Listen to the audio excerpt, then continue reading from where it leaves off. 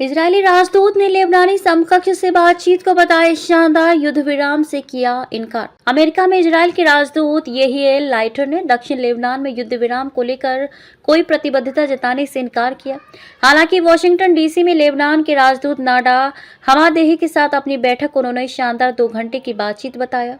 येहिएल lighter ने कहा, जहां तक युद्ध विराम का सवाल है, हम केवल एक ही चीज से निपट रहे हैं। मैंने ये बहुत स्पष्ट कर दिया है कि हम इजरायल के निवासियों की सुरक्षा पर फोकस कर रहे हैं। उन्होंने कहा कि हिजबुल्लाह को लेकर इजरायल और लेबनान सरकार व्यवहारिक रूप से एक तरफ ही है। उन्होंने ये भी संकेत दिया कि भविष्य में दोनों देशों के बीच औपचारिक और मैत्रीपूर्ण संबंध बेहाल हो सकते हैं। हालांकि उन्होंने जोर देकर कहा कि इजरायल की हिजबुल्लाह के खिलाफ सैन्य अभियान रोकने की कोई योजना नहीं है।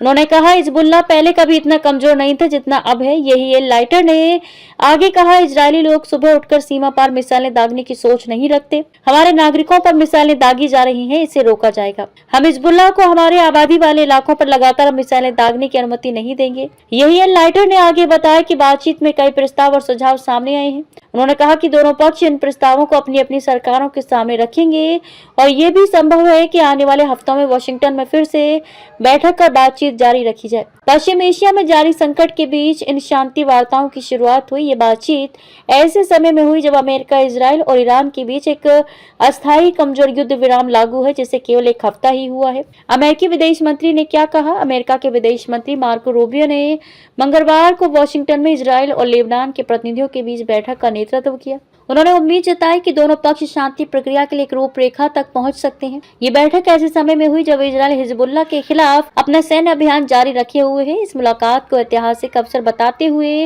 मार्को रूबियो ने कहा कि यह प्रयास हिजबुल्लाह के प्रभाव से पैदा हुई दशकों पुरानी अस्थिरता को दूर करने के लिए किया जा रहा है।